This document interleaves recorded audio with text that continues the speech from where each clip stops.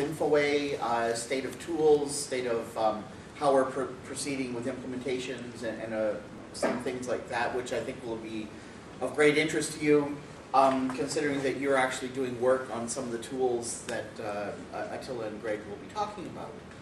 And he'll put those into a wider context so you'll understand how and why these tools are necessary, what they do for Canadians as a whole, and how they help the industry. If you're new, as I said yesterday, this is a formal HL7 workgroup meeting. We take minutes, but also based on this workgroup's decision-making practices, you are all active participants. We don't have anything to vote on today, but if we did, you would be eligible to vote an opinion and so forth like that. That also means that discussion is encouraged.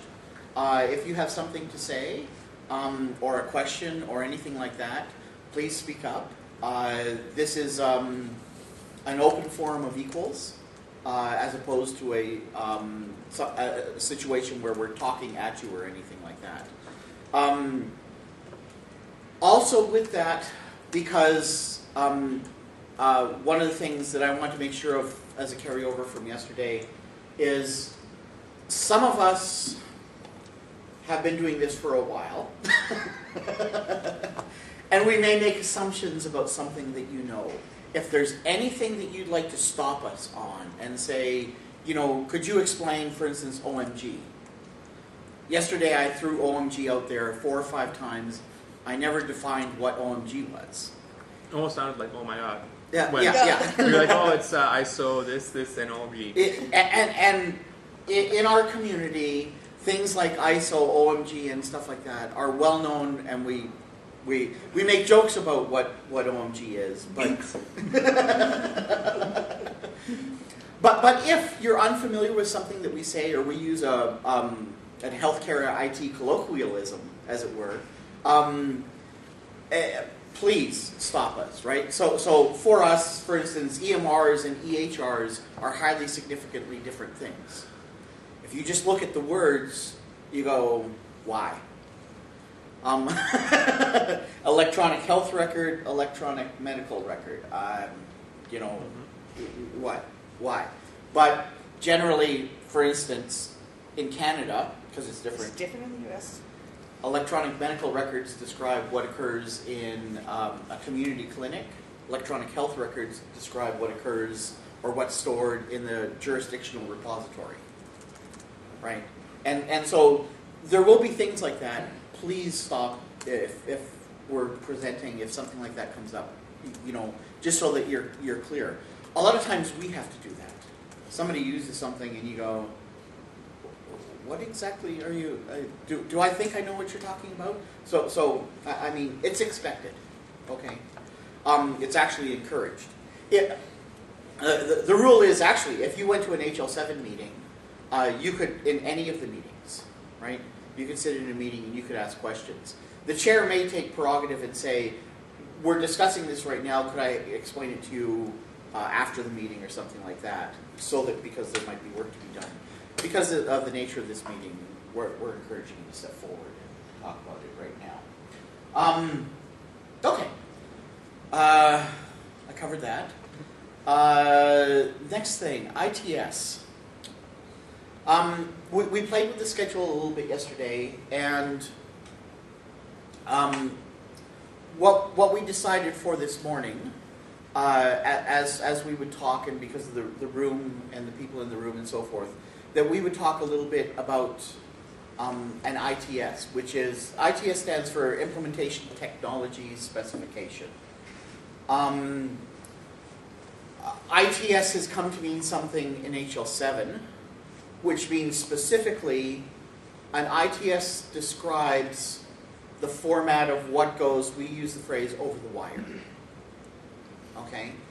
Now, over the wire in pure technology terms, you know, I mean, you'll have your IP and then you'll have TCP on top of that. You might have HTTP on top of that and so forth. There's all those sorts of things.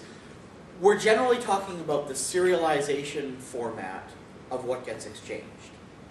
So when you hear people from an HL7 background talk about it, an ITS is really talking about serializations. How do I take this chunk of information, and what format do I stick it in, right? You know, so you can have a base layer of serialization, could be JSON, JSON, XML. Have they done courses on JSON? And have you taken JavaScript and stuff like that? Okay. You're familiar with it anyways, even if you haven't studied JavaScript, okay? JSON stands for JavaScript Object Notation, or XML, which are simply different ways of turning the information that you're using or storing into something that can be sent to somebody else over various communication means. I mean, it could be SneakerNet, where you put it on a USB stick and take it from one computer to another. Or send it through the email so that somebody can steal it and expose it. And which we're not supposed to be doing. But it could happen. But does happen. At least in unsecured forms. CD, there's actually a CD specification. There is, yeah. For I transport. think it's still alive. I'm not sure. We might have ended it in ITS. I'm trying to remember. I don't think it. I can't remember if it's still alive in HL7, but it's still alive in IHE through XDM. Yeah. IHE has a number of profiles for distribution of data because, you know, and some of it is actually recording of data for storage, so that I can stick something in a repository somewhere and you can come back and pull it. Familiar with the term bit rot? No? Okay. Come on, everybody here uses Windows. Bit rot is when I store something in a format that nobody knows how to read anymore. Right? So WordPerfect is a perfect example of that. Yeah. Older versions of Excel. You know, I have some stuff that my dad did on my old Commodore 64 and a 5 1/4 disc. And I'm going, I got to pull that off that disc because otherwise it's gone, right? So my dad had written some stuff. My dad has passed away a few years ago. But, you know, as I wanted to pull it off, otherwise, you know, it's bit rot, right? It's going to rot away to nothing and I'm not going to know. I may not be able to recover the magnetic contents, let alone what the bits and bytes really. Email me. I have a good tutorial on how to do that. It's how to make a USB 5 1/4 inch floppy adapter. So you can plug it into a USB key and then do a sector copy onto a file. No, because I have the same problem. Rat hole. Yeah, sorry. I had the same problem though, so email me and I'll. Okay. So ITS as a work group, of which I'm a co-chair, looks at two things. They look at serialization formats, the ITSs, and they look at transports. My work group, actually, one of the transports that we support is called MLLP, which is a transport that's used quite often internally in a number of places and all across Canada for the exchange of HL7V2 messages. And even externally. Are you using it externally? Yeah. I think the Canadian Dental Association is using it externally as well. Paul would know. Paul Knapp was another Canadian, is also an ITS co-chair, and he was deeply involved with the exchange of dental insurance claims and so forth like that. Some of the, like the service buses, like Oracle Fusion actually does have an LLP adapter. Right? So Yeah. Yep. Oh, this stuff has one too. So, let me see. I'm wondering if I should pull something up here. Yeah. I'm going to use more visual aids than I did yesterday in my talk about fire. Okay. Can you press the record button on the screen? The little camera icon? Which one? At the bottom, there's a little That camera one, the red, there we go. The next one. Yeah, that one. That one? Yep, just hit the red record button, and then it'll start recording the screen. Okay. There's probably not a lot here, but it'll record along as I... Yep. Okay. And for the students, MLLPs, remember when we had our boot camp? That was that very simplistic, send the file separator, then character turn to end the message, and then send the vertical tab to start the message. Effective. I should say simplistic. Just out of interest, I'm looking for it from here, and I should probably go to the HL7 page. I was going to say that there is a wiki that HL7 uses for things. You notice that we've been putting up the wiki from the RIMBAA work group. Most of the work groups have a page or pages on the wiki that talk about what the work group is doing and so forth like that. The wiki is a wonderful tool for navigating through that. There we go.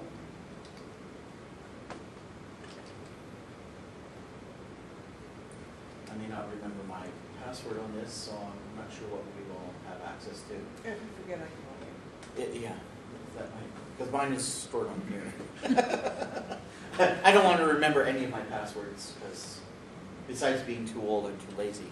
So,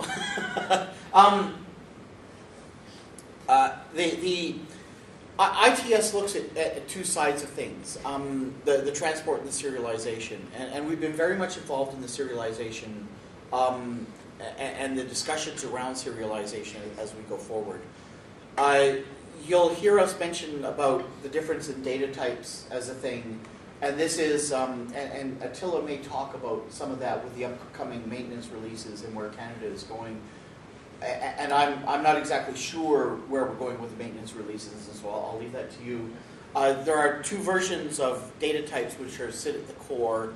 Justin touched on it at his presentation yesterday. Well, there's actually three versions based on what we Canadians use as sort of like an intermediate version.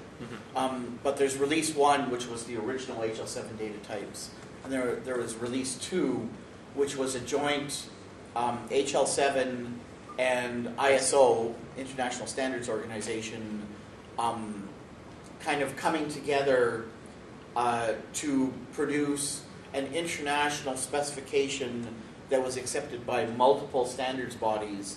One of the other standards bodies is CEN, which is a European Health. Do you know what it stands for? No, I think it's French actually. It's French, okay, yeah. But the European, the EU generally follows CEN standards and so forth, and so they have standards for healthcare. So these three groups came together to have a harmonized healthcare data types representation.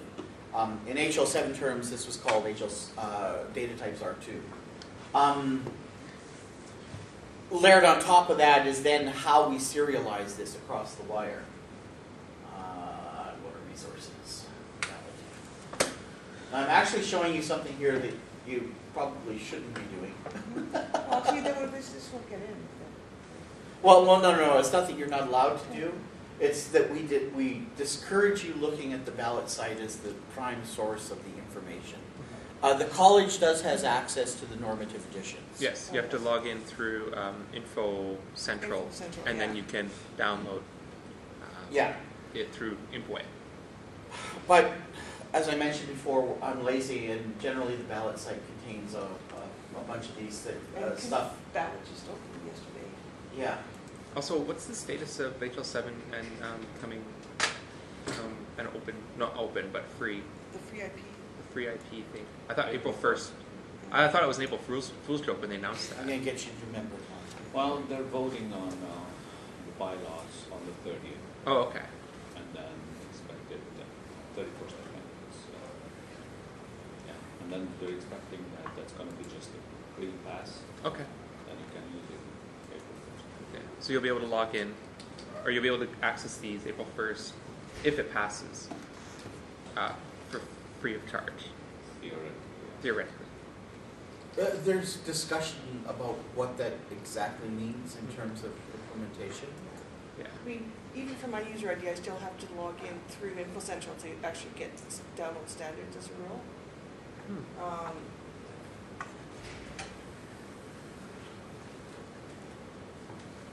Now mine tends to look a bit different because I'm also a voting member of HL7 Canada, so I get. This is the main one. Yes, just that's because the only one that came from. You probably don't want. You probably want the ballot archive, not the. Yeah, I went to the current ballots. always interesting. That was a transition animation that IE was doing to make it look cool. What's the desktop? Where do I go? Oh, there's nobody else going for it. Go, I go to the top. This Go is back pretty to the agency website. Close this off? Yeah, I would. Okay, now scroll down a bit. Oh, refresh and you don't want to get that stuff. There you go. Visit the Battle Archive down that phone. There we go. And you have to accept the license agreement twice. Yes. I actually didn't. And we actually have talked about that in ES, but there's nothing we can do about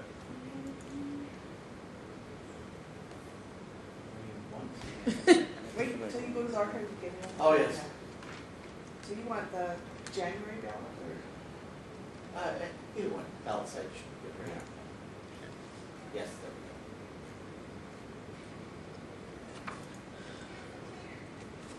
And then you can click visit the January at the top. Yeah, right there. Link to There's the. a reason we're actually developing a tutorial in navigating this manager. That's what I was saying. If you can find this, if you can find the ballot, it's like half the battle. Yeah. Okay. There we go. Sorry for, I probably should have had this ready to go as we were speaking. I'm doing this a little bit on the fly. Under the ballot site, every ballot site has information that changes from, whatever's being balloted in that period from time to time. But we do post as reference for the people who are balloting the background information. And ITS forms background information, right? So numerous ballots will discuss, something like this, and they will point to, and this is described in the core principles document, or this is described, here, or something like this.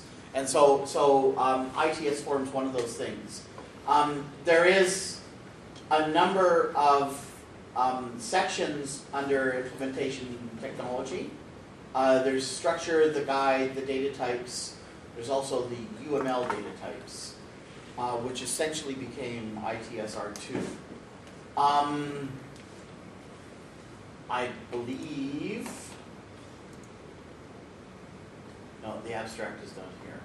I believe that, yeah, the abstract data types is in Foundation.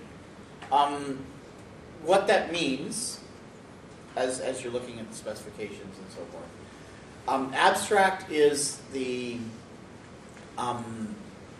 is how the data types are structured and so forth like this. So ITS talks about how they are serialized over the wire, what the XML would look like and everything. The abstract says these are the data elements, these are the information components. So they're split into two sections.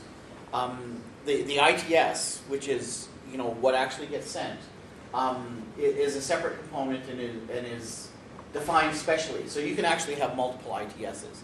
As I mentioned yesterday, there was talk of having a JSON ITS.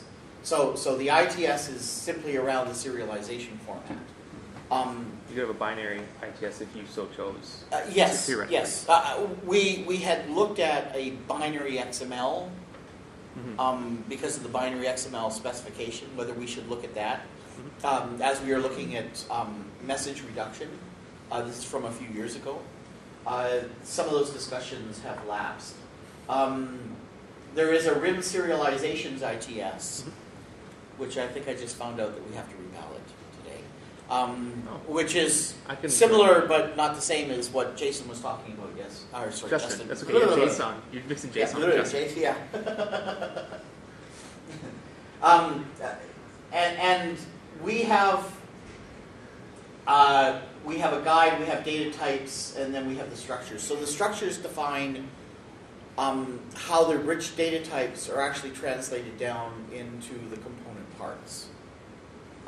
So we will the data types that we're often using for describing the data, such as GTS and so forth like that, can't be described in a simple scalar.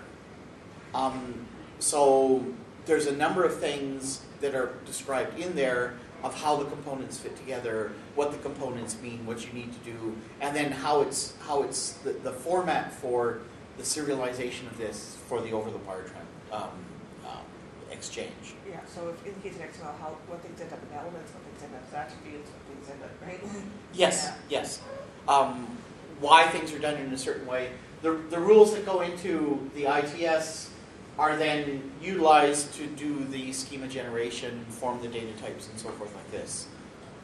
What we don't see here is the January. You're in January 20. Okay.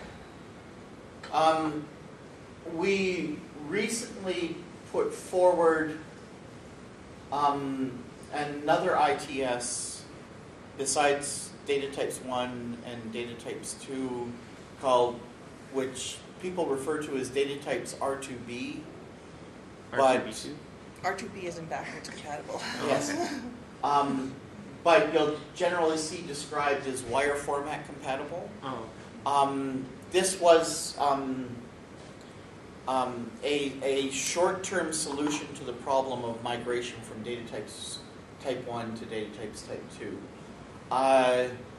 It's primarily driven by the U.S. Food and Drug Administration because they were in the middle of balloting and approving a whole series of standards when the transition from R1 to R2 occurred.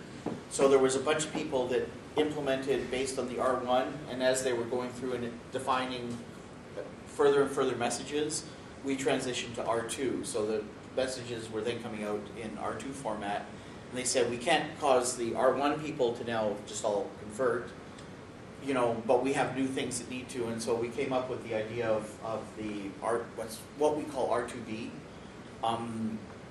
It's not strictly backwards compatible. No, I figured that out. Like when I was doing the R2 data types implementation in Everest, there's some slight differences, and even the way that the data types behave, especially around set expressions. Yeah. So this, we caution people. It's the solution that they needed at the time. It's always the problem that you have with standards, right? The first thing that happens with any standard, you'll get initial implementers, and sometimes they will find things to change. And the problem with being an early implementer is you find the things that, we need this and this and this. But of course, because they've already implemented large other chunks, that stuff has to stay all the same.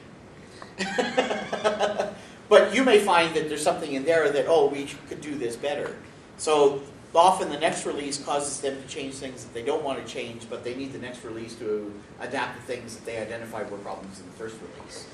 And they get stuck like that. It can be very difficult to be an early implementer, and it's difficult for jurisdictions to understand that.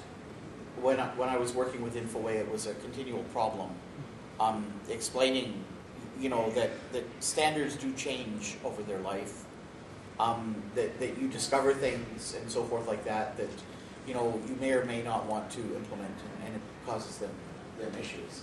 So at any rate, Structures 1.1 was a proposed interim between Release 1 and Release 2, and I believe, and Attila, please correct me on this if I'm incorrect, the Canadian data types are largely based on 1.1. For the most part, yes. Yeah, there are some differences. There are differences. Some pretty adopted stuff from R2, particularly things like address. Yeah. Specialization. I know we have some specialization in our data types. The guide, guide R2, actually describes the process that we went through and the design thoughts and the considerations that we made as the R2 specifications were developed. So why we chose to do this, why it's structured like this, and so forth like that. With any of them, you can see from here. Yeah, that's the old one. We have changes on that. It talks about, they'll come up with this, which is the standard title page that we have at HL7 for most of our ballot materials, listing who wrote, contributions, so forth like this. It'll have table of contents, which you can link down through. That's also available through here, generally through a lot of them.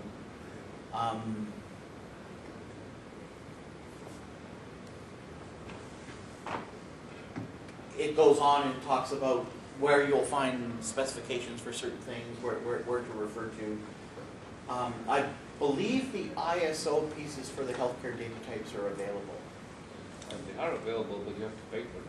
Mm-hmm. Okay, You have to buy them from I myself. thought freely available, but they're not free. Okay. Nothing's free in myself. There is a ballot. I think there used to be a ballot copy of the PDF in there, which I used because I didn't want to pay the 294 Swiss francs. But then I ended up paying the 294 francs for the official copy. I didn't. College paid it. Yeah. So if you want to copy the ISO data Maybe types, it's important for the audience to understand a bit more about ISO and how it works. But yeah. ISO is nothing more than a publishing clearinghouse, pretty much. And what they're doing is they're creating the environment where specialists come to the table to discuss standards and that they vote within their working groups. Now, once it goes to their normative process, then it becomes a normative standard. From that point on, it becomes a payable item. It's like almost like a bookstore. You go there, you search for what you want. It gives you a very brief summary of what the standard is about with a little bit of an excerpt from the beginning. And they all cost the same amount of money, I think. Exactly. It's like 290. Pretty much all of them cost exactly the same. The problem is that they're single seat copies. So that poses a little bit of a problem for implementers worldwide, because if you don't know what it is for, how will you know that you want to buy it? But you won't be able to know until you buy it. So, yeah, they're aware of the criticism that's been brought forward for this model. And I attended ISO International in Vancouver last year, and management is looking at ways of modernizing this thing. Maybe they're trying to figure out new ways of sustainability if they were to open it up a little bit. HL7 has stepped in that direction. That's a great first step. Although there's some skepticism that joins that move, because if sustainability fails to persist, then arguably you may lose the standard because nobody's there to shepherd it. So we'll have to see.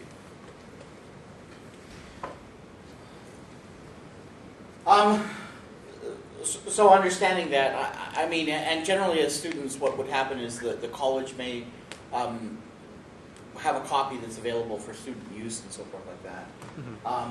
It often becomes problematic for jurisdictions and stuff like that. They sometimes don't wish to pay for the use of these standards, which is difficult to understand based on, you know, the benefits that they gain and the actual cost that it incurs. Yeah. And we can only give students photocopied excerpts of it, not the entire document. Yeah. So the guide here actually describes a lot of the things, and so one of the things that's common in standards, unfortunately, is the fact that, you know, you need to have these 7 documents so that you can refer to each of them as you're reading the one document that you're reading. And you'll see that there's a lot of cross-references that go back and forth. There's expressions of what occur within here and how it's used, and the work that went in implementing these in certain contexts. There's some descriptions of migrating from one to the next. And so this is, you know, stuff that can be read and you can go through and so forth. I'm not entirely sure. The ballot site that I have up, for some reason, which I don't understand, and this is okay, it's maybe not politic, but you know, within HL7, we're known for not being politic about our own organization. In the same month that we decided that we would look at releasing all of our intellectual property free, we put membership-only access to the ballot site, a block on it. Um, so it used to be that anyone could look at the ballot site anytime. And they were concerned about that because people were using the ballot site. The ballot site is not final, right? So a lot of stuff that gets posted to the ballot site, usually what happens is people will record comments about it, and then we go away and we examine each one of those comments for anything that's actually normative, and usually for DSTU. We examine each of those comments individually and assess what to do with the comment. In a lot of cases, that means changing the document. It may not change it significantly, but we change words, we change things like this. We'll change references, we'll add examples, all that sort of stuff. We never post that back to the ballot site. So when I say you can look at the ballot site is like looking at draft version 7 of a document. Okay? There's a final version of that out there that you can access, which is in the normative edition. If it's in the normative edition, that's the final version. Okay? The ballot site is only a draft, and it's partway through the edit cycle. So even the ones in the current ballot site, and this is another thing though too, some of them, the core things such as ITS, likely will get updated as we update the documents. So because we have stuff that's being posted, although it probably may not have made it to the May ballot site, because we were more concerned with the normative edition. So this ITS guide has actually been updated. It hasn't been changed substantially because we didn't find that there was anything substantial to change in it, but it has been updated. I know that it's been updated. I can tell that because my name's not at the top. And that was one of the updates that Paul Knapp did.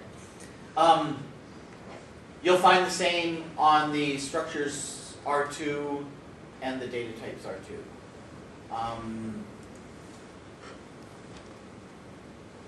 The data types R2, I think, just links to a PDF.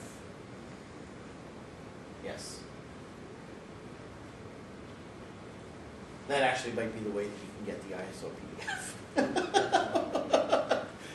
But that's not in the minutes, so I didn't tell you that.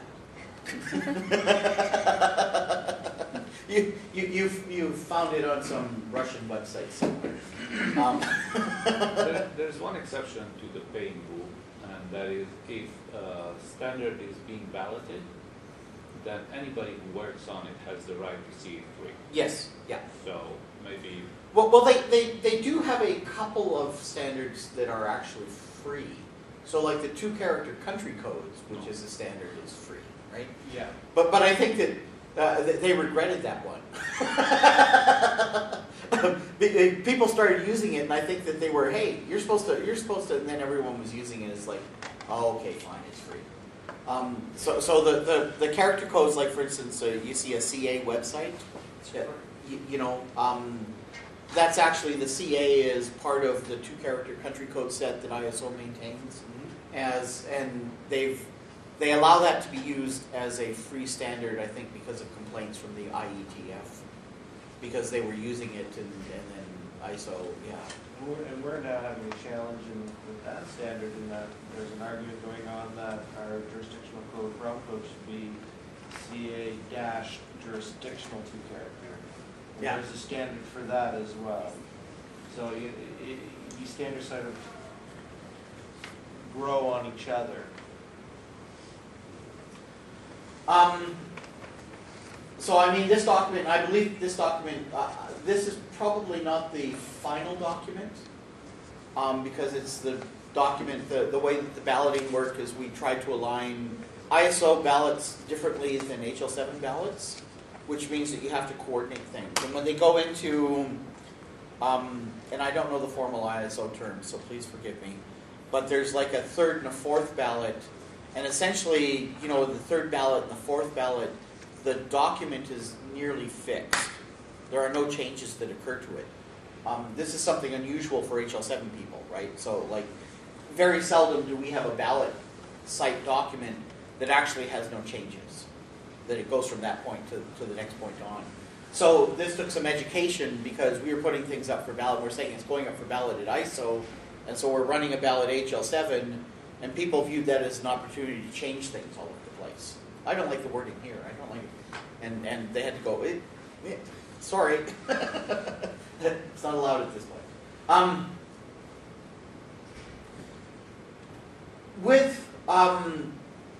Probably as you're looking at data types, the guide may be the best place to start in terms of looking at and understanding some of the things. Now, it's not going to describe all the data types. Let me rephrase that. You may want to start from the abstract data types, which gives an overall general view of what goes on with these various pieces. There's a, let me go through this. There is a large number of data types that we use in healthcare. From my talk in FIRE yesterday, the number of data types have been reduced. And one of FIRE's principles is to try not to get complex with the data types, to really hold things back to what we would generally term at implementation as the scalar level, right? So try not to do things where you need to invent data type attributes and so forth like that. From a RIMBAA standpoint, there's a team, I believe in the Netherlands, that did a database level implementation in PostgreSQL, which is an open source SQL, what's the last version of SQL, 2002?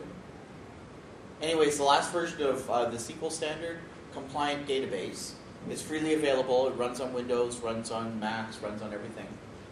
I actually use it quite a bit. They did a full implementation of the data types in the database. So you can actually do custom data types in PostgreSQL. You can do it in most databases. Some are more difficult than others. But I know that they tried in SQL Server, and some people tried, and they had limited success. But this group managed to get, and I believe that it's open source, a full data type implementation of all the data types. So that within the database, for instance, you can do SQL statements where you compare, this Boolean to this Boolean, and it has null flavors. And it will actually, and one of the things that happened as a result of that is they came back at Graham Grieve, who was the author of most of the R2 documents, with all sorts of questions. Like, so when I have this and it's null, and I have this, are they the same? Like, what exactly does that mean? Which was something beyond what Graham had originally thought of when he, and so they dived quite deeply down. At any rate, there's a large number of these data types. There's a few which are all encompassing, the any's and so forth like that, the strings, but there's the core data types, and then there's the collection data types which are layered on top of those. And those form a large degree of complexity when you're dealing with it. And part of it is that a number of the systems that you deal with in healthcare describe things in many, many ways. And because we're talking about exchange mechanisms, I need to know what you're going to do to send information back and forth. The ranges are a very good one. There's a number of ways, and there are rules that sit on top to make something more or less valid.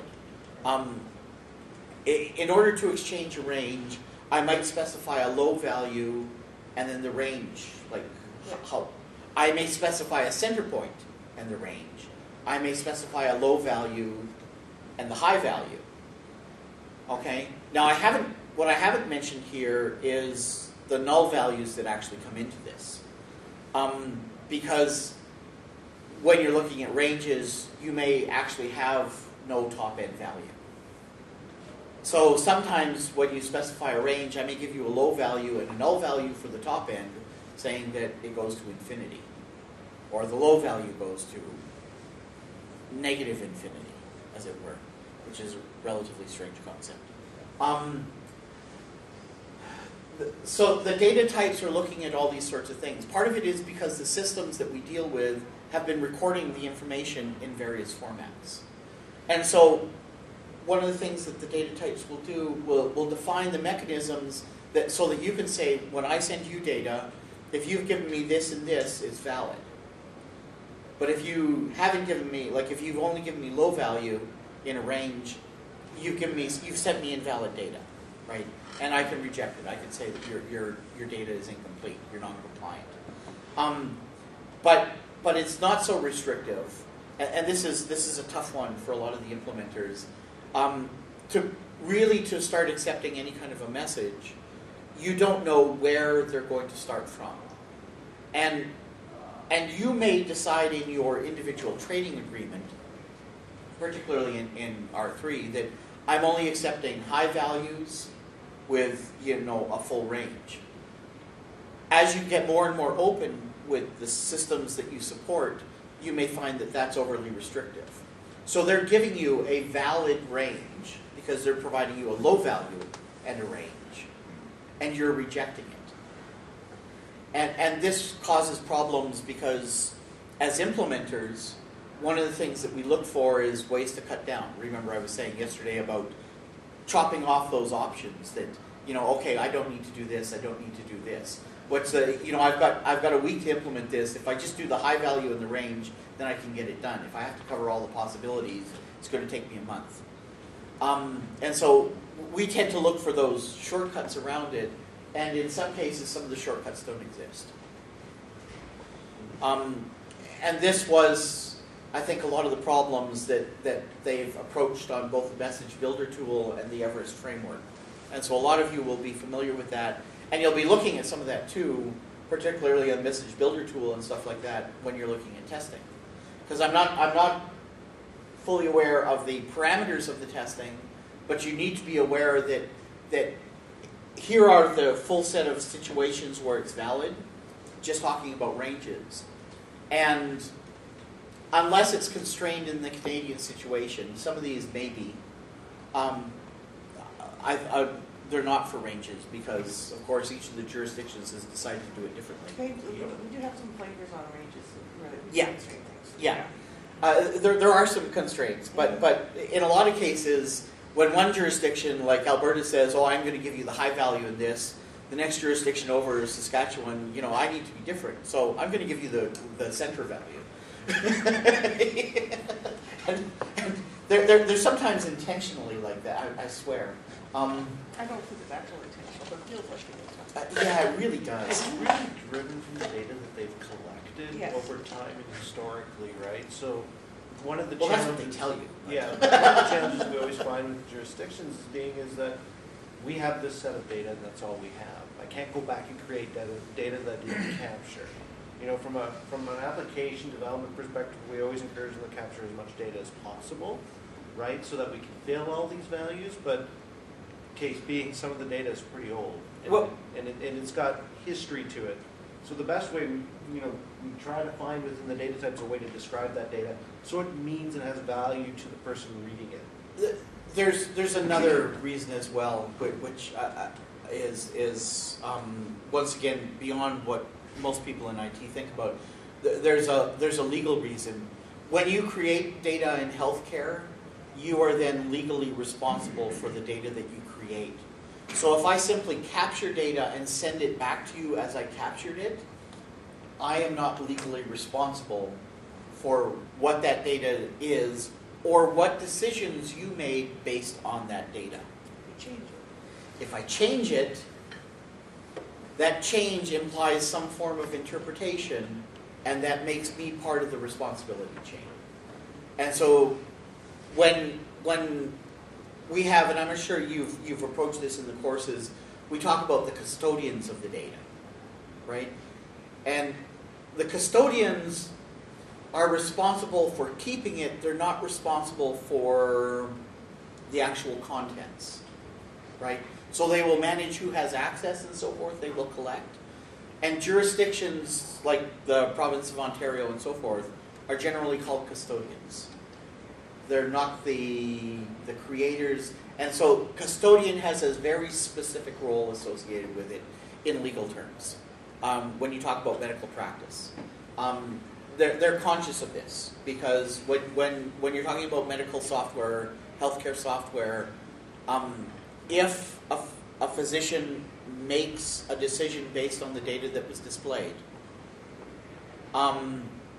if that data was displayed incorrectly, if he's held culpable, then he will hold further people down the chain culpable for any ramifications of that decision. Yep, and the data is tracked from original source within the structure, which is another thing that the, coming from other industries that developers have a challenge with, is that there's that historical of how I arrived at this data that I'm looking at currently, right down to who actually recorded it, the clinician's name and that, so that there is a, some validity to the truth of the source. Yeah, And that's very, not common to a lot of engineering practices Yes. and exchanging data. And what text was seen by the user on the user interface screen, along with the coded data, which is where Yeah. we get some discussions we have around some of the coded data types and their use in lab and use in other domains. Yep. And layering on top of this is, like, you bring up all the vocabulary, Yes. which is another layer of complexity that a lot of other domains outside the scope of healthcare don't have to deal with. So the overall, now I believe the InfoWay course on, you teach a course on data types, don't you? Yeah, I think so. It's So part of our training. Yeah, it's not extensive. I know that at HL7 at the working group meetings, the data types course is a half day, Yeah. and then there's an advanced data types for the right. So they can spend a day talking about data types. Some of you may be going, "Oh my God, really?" And really, you could actually, on data types being one of the most complex and most challenging elements, you could probably spend a week, right? Because when you look at it, when we speak data types to software engineers and developers, they think of string, integer, the common language data types that you would see implemented in the software language. And then there's another structure that composes against all of those up at a higher level, which we're looking at here, which may be dealing with integers, strings, and a whole bunch of stuff in different patterns. So these data types are more like patterns that execute on the basic data types that you're used to using as in an engineering language like C, Java, .NET. And that's where the layer of complexity comes into play. So the developers look at it and go, okay, well, I need to implement 80 basic. Well, what is 80 basic entail? Well, it's a collections of different types of strings organized a certain way that has a certain type of output. And it's a very contained output. And it has exceptions, and it will throw, if you put the first name in the wrong spot, it will tell you if you're missing it. And if the data type has a requirement that you have to give full name, like first name, middle name, last name, when implemented, you have to think about implementing it to the rules that are defined here. Yeah. And there's a structure that goes in each and every data type. It's more like a software class than it is what we think of as a traditional IT data type. Right. Yeah. It's not a basic data type. It's I very wish it was a complex. software class, by the way. Yeah, Would there have are defined some the difference. implementations where they are, like, because I know there's a Postgres. And we have Postgres. Yeah, and we have an InfoWay for the Canadian data types as defined. We now produce, you can download the Java and the .NET implementations of the data types. They're interpretations of documented standards. They're not machine generated. So we as engineers sit down and go, we look at the specific data type, the definition that's provided, and to the best of our ability, interpret what it should be concretely implemented, and then provide that out with the software packages. Now that gets tested in the field, and we don't guess, right? Because when it's a paragraph of text in the data type, everybody interprets it kind of slightly different. So as I was saying, there are two versions. The abstract talks about, and I'm going to skip to one of them here. I don't want to do that one.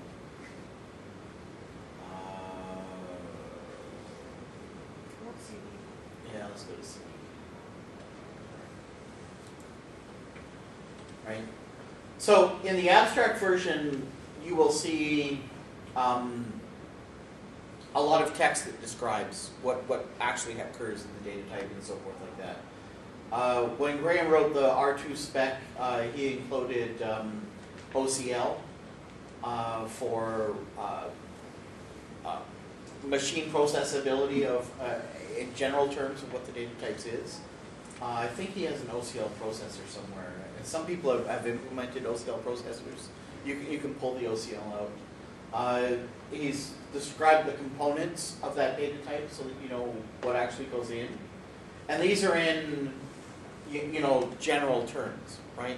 So this is not an XML specification. This is very much, you know, it contains data of this type, it contains data of this type, and so forth like that.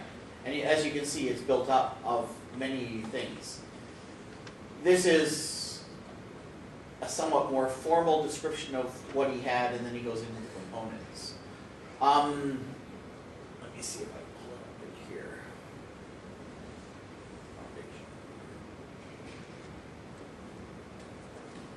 No, it would be in the ISO. Not sure if it would be anywhere in the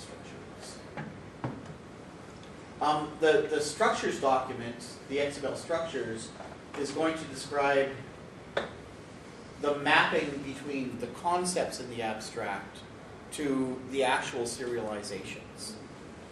And it describes how you go from this generalized concept, and in some ways, if you go back to yesterday where we showed the RMIM models and so forth like this, which presents a pictorial view, a view that analysts and non-IT people to some degree can understand.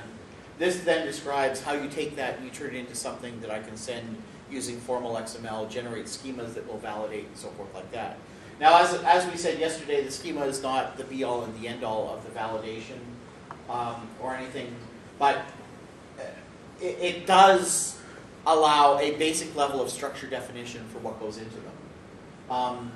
This also, you know, determines the various components, where things are done and so forth. Oh, this says missing graphics. Yeah, that's part of the part that Paul fixed. Sorry. And provides examples of what these look like. So when you see them.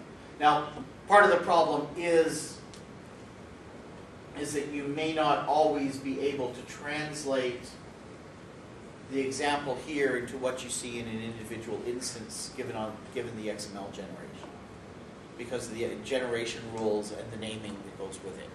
And so that sometimes becomes difficult to understand the data type that you're seeing in that various thing, right? Which is one of the complex things in the specifications to go through. I think some of the things that Attila and Greg are going to talk about will show how that's actually easier in the Canadian instance. Because they've done some work so that you can translate these things down the chain and then back up the chain.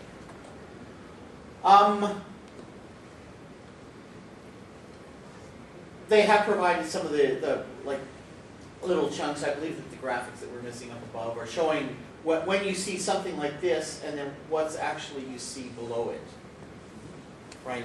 So how this, given in an RMIM diagram using the formal methodology, then actually becomes what you see in this piece here. And it talks about the inclusion of them and the general rules for building with the stub classes and so forth like that, so that you can turn an interaction into an actual instance, make it serializable and so forth like that, where it only refers to something being stubbed out. And generally it covers like this. Most of the things are actually not all that complex. There's a lot of information. Of course, when you get into XML, the base types are, ultimately you arrive at the base types. There are specializations on the XML base types. The original ITS R1 was partially written and definitely overviewed by Paul Byron. And as you may recall from yesterday, Paul Byron was actually the author of the XML XSD data type specification. Okay? So, as I said, a lot of people see the XML and they go, well, that isn't XML. Well, yeah, because the creators of the XML XSD specifications were actually involved in the writing of these. So it is valid XML. It's really not all that difficult. There's a lot of it. And there's a lot to remember. And one of the things about it when you're dealing with it at a core level is knowing how to go from specification to specification to specification to look up what you're looking at, right?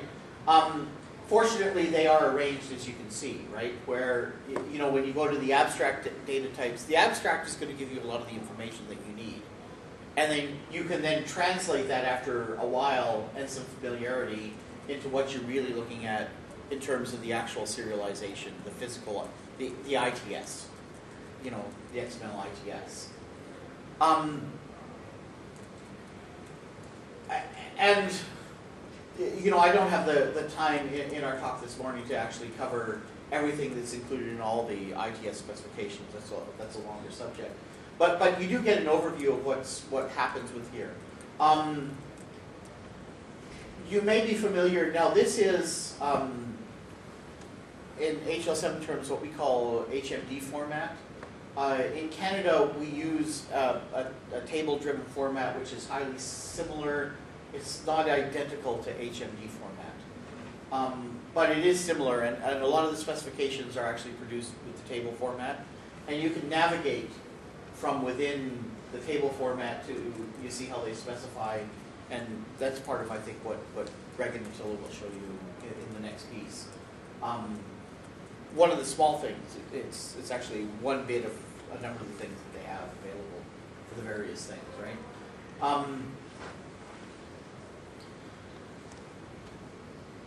I'm not sure what else to show you about the ITSs. Does anyone have any questions about them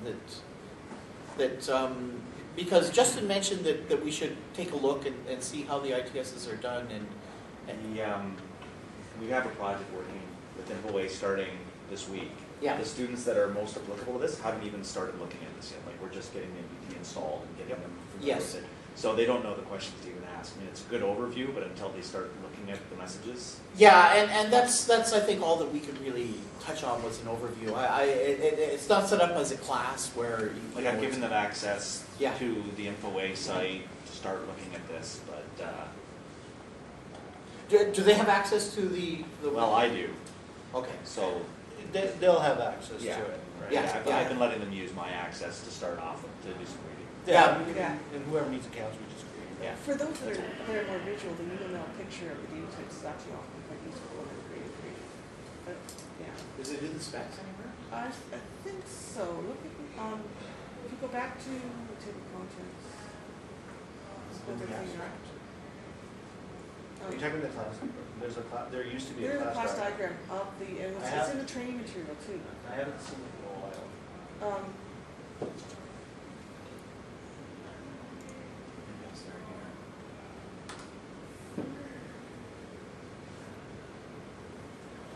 Yeah, I know the picture that you mean, and it didn't pop up. Now, it could be that it's in the training material, and I'm going to look for it actually while people want Okay. something else. It's actually a pretty good diagram, and I would request you guys maintain it to really assist understanding the data types. yes. Now it doesn't address the universal, the UV specs, the ones at HL7 don't address data type flavors, and flavors are important within the Canadian context. So universal has no flavors, okay? But because flavors they do give a description of what flavors are. Now, in a brief sort of overview, remember I was talking about ranges. So you say, well, this is a valid range. All of these things are valid ranges. What flavor allows you to do is, okay, we understand why UV had to say that, because in Belgium they do this, in Australia they do this, etc. But in Canada, we just want the high value and the size of the range. And you can restrict it, and you'll create a flavor, is what we term it, of the data type. It's a specialization, it's a restriction on what you can do. We've done that with the address ones, as Greg mentioned, because the address ones are very wide open. We've done that in a number of other situations and specific situations. Yeah, II is a good one. Yeah. Yeah. II is. There's some specializations that are used in lab for some specific instances. Yeah, That CD we're aware of. But II has one of the weirder ones because II.biz and ver, business number and version, is actually two IIs. Yeah. which confuses implementers significantly. It sometimes even confuses Yes. us. And I like to think of the flavors as being like an ice cream bar, right? You can get an ice cream cone and there's different flavors and you can compose it of different flavors. So it is reflective of the fact that not everyone has the same thing. We've now even run into a situation in our own jurisdiction from the Pan-Canadian Standard where jurisdictions have taken the concept of that data type and then implemented it to their own personal flavor. Further constrained it. Yeah, so we have to deal with things. So a good example is some of the timestamps challenges that we faced in the jurisdictions. They all interpret different times and time zones differently, and some have time zones, some don't. We found our timestamps are been interpreted differently. And so we actually have to maintain flavors of them. And the rules around time zone ranges are kind of confusing. But Yeah. but a given data type flavor should still be a valid instance of its parent type, right? So the schema doesn't define what the flavors rules are. That's all manually maintained in code if you're an implementer. And So you can't enforce that in a schema as a rule. well, we've found that we would like to ballot some options that we've discovered, having now had collected a significant amount of data types and actually implemented them. There's some really great things that we could potentially do to better manage data types for auto generation of the data types. Having created large libraries of them now for different jurisdictions, like we had the data types issues in Saskatchewan with how they described a label of a medication, right? They interpreted how the medication should be labeled differently. Other people just say, well, we'll just let them type in a string. Well, Saskatchewan said, no, it's going to have, and this conventionally, measurements, right? And it's going to have these specific measurements and only these allowable ranges, very particular. Whereas other jurisdictions just let the doctor say, this pill over 5 days, they take it as a formulary. And they actually break down even compounds at a very granular and detailed level for data collection purposes and value. But when we now move that information to another jurisdiction, potentially, their data type is different, right? And they've implemented differently. They may not even use that data type. So we now have to think about being able to convert between the two different instances of that data type. And so we try to manage everything with regards to the data types quite well, but again, they're interpreted. There's not like here's your Java code, here's your .NET code, here's your Ruby code. This is how 80 Basic is implemented in Canada. Change this code, you broke the standard. Everybody kind of interprets it. So when you have hundreds of vendors that are contributing to something, they all kind of read it slightly different. And then so we found those slight variances in the data types. And we'd like to capture them and specifically say, this is the data type as implemented in this language, this language, this language. So that we can remove some of the obscurity in the interpretations. I found that the UML ITS features. So if you go into the ITS section, And under the UML, yeah. So that's probably the closest there is the diagrams in there. And I think these are actually R1 data types here. To some degree, yeah. Yes. So under the UML, there's the ITS UML data types. I believe this was done by Graham. Graham and Gunther. Or at least that's what's at the top. Okay. Yeah. There's a description of these things. Now these may be older versions of the data types, so you need to be careful. Your mileage may vary, but it may help you understand release 1 data types. The training material certainly has good functionality, but I don't know exactly how that's. Well, we may not have access Yeah, because we don't the have- training materials are generally copyright the trainer and HL7. So. No, that's not going to change. Yeah, I don't think so. No, that's not going to change. No. But we'd like to invest in an effort within the Canadian jurisdiction to be able to actually automatically generate this kind of knowledge from our data types. We have Java classes and .NET classes that I can fire through these tooling to actually generate the UML diagrams for those libraries and get similar pictures with similar data. We'd like to maintain that as part of our standards publications because, you know, from that concrete implementation we generate these kind of diagrams. So they tend to be the first question we get from developers in the demo. Yeah. The data types, and I answer a data types question at least once a day from an implementer. You know, it's guaranteed. So it's 10:30, so I'm going to break. We have a breakdown scheduled from now till 11, so I think we'll reconvene at 11, and we'll have Attila and Greg. I will give them the floor for that period, and so the doors may be locked, but there'll be somebody in the room. Yeah, that one I think is This certainly one that was open earlier. Okay. Yeah. Yeah, I'm And I think there's still talking things back. Do you want Yes. to stop the camera? Yes.